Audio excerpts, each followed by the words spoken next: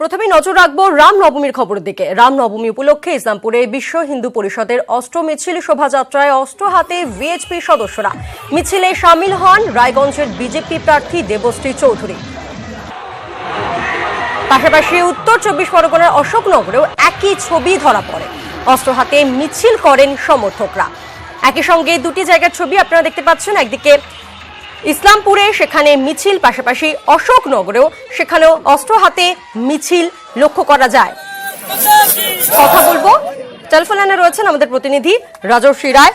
জানতে চাইবো যে বিষয়টি যে আজকে অশোকনগরে সেখানেও দেখা গেল অস্ত্র হাতে মিছিল করা হচ্ছে, ছবিটা ঠিক কিরকম ছিল সকালের দিকে?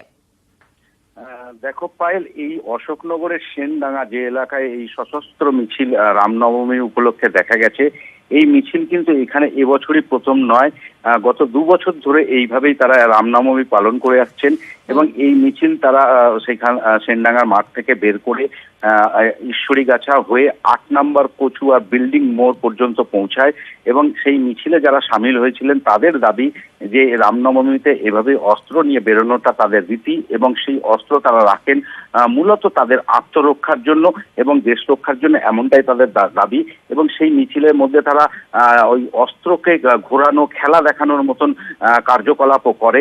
সব মিলিয়ে অবাধেই সশস্ত্র অবস্থায় রামনবমীর এই মিছিল চলে অশোকনগরের সেনডাঙ্গা এলাকায়। পায়েল, ধন্যবাদ তোমাকে।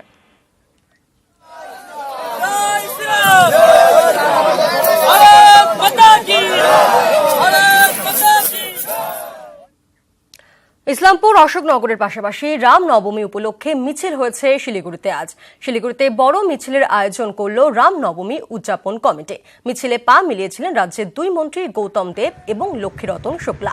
শিলিগুড়ির মাল্লাগুড়ি হনুমান মন্দির থেকে গান্ধী ময়দান পর্যন্ত এই মিছিল হয়। পাল্টা পথে নামেন বিজেপির প্রার্থী রাজু সিং বিস্তাও। একই সঙ্গে দুটি ছবি, একদিকে মিছিলে আজ পা মিলিয়েছিলেন গৌতম দেব এবং লক্ষ্মীরতন শুক্লা, পাশাপাশি বিজেপির প্রার্থী রাজু সিং বিস্তাও, তিনিও একটি মিছিলে, তাকেও দেখা গিয়েছে। কথা বলবো, টেলিফোন লাইনে রয়েছেন আমাদের প্রতিনিধি পার্থ প্রতিম। পার্থ, দুটি মিছিল একই সঙ্গে দেখতে পাচ্ছি আমরা। একদিকে গৌতম দেব এবং লক্ষ্মীরতন শুক্লারা তারা মিছিলে ছিলেন, অপরদিকে আরো একটি মিছিলে বিজেপির প্রার্থী রাজু সিং বিস্তা। কি বলেন গৌতম দেব এবং লক্ষ্মীরতন শুক্লা? তুমি জানিয়ে আজ সকালে যখন শিলিগুড়িতে প্রথম মিছিলটি শুরু হয় মাল্লাগুড়ি মোড় থেকে, এখানে শিলিগুড়ি রামনবমী উদযাপন কমিটির পরিচালনায় এই মিছিল বর্ণাঢ্য মিছিল বের হয়। সেখানে মন্ত্রী গৌতম দেব পাশাপাশি তৃণমূলের পুজো কর্মী সংস্থার প্রচুর পরিমাণে সেখানে ছিলেন। হনুমান মন্দির, মাল্লাগুড়ি হনুমান মন্দিরে পুজো দিয়ে গৌতম দেব উপকারা এই মিছিলে পা মেলান এবং সেই মিছিল শেষ হয় খালপাড়ার গান্ধী ময়দানে গিয়ে। একেবারে ধন্যবাদ তোমাকে পার্থ। আমরা সবাই বিশ্বাস করি ধর্ম নিজের নিজে, আর উৎসব সবার। এটা আমাদের নিজস্ব ধর্ম, নিজস্ব সংস্কৃতি, এর সাথে কোনো রাজনৈতিক সম্পর্ক নেই। আমরা সবাই মিলে আজকে রামনবমী খুব ভালোভাবে পালন করব। আমাদেরকে প্রচারের জন্য, ভোটের জন্য রামনবমী করতে হয় না। আমাদের নেত্রী মাননীয় মুখ্যমন্ত্রী মমতা বন্দ্যোপাধ্যায় যা কাজ করেছেন, যা উন্নয়ন করেছেন, তাতেই মানুষ ওনাকে ভোট দিয়ে ভরে দেবে। আমরা ভগবান ভক্ত, আর আমাদের এই ভক্তি কারো থেকে আমাদের শিখতে হবে না। রাজ্যের বিভিন্ন জায়গায় রামনবমী উপলক্ষে মিছিল, সেই ছবি ধরা পড়ল হাওড়ায়। হাওড়াতে বিশাল মিছিলের আয়োজন করা হয়েছিল। বেলুড়ের অগ্রসেন স্ট্রিট থেকে শুরু হয় মিছিল। সামিল হন তৃণমূল নেতা অরূপ রায়। জিটি রোড হয়ে বালি, বেলুড়ের বিভিন্ন জায়গা পরিক্রমা করে এই মিছিল। রামনবমীর মিছিল হলেও এই মিছিলে ছিল না কোনো অস্ত্র।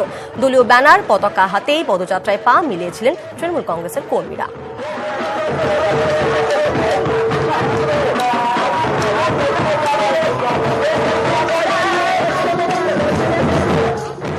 বিজেপি ছিল কোথায়?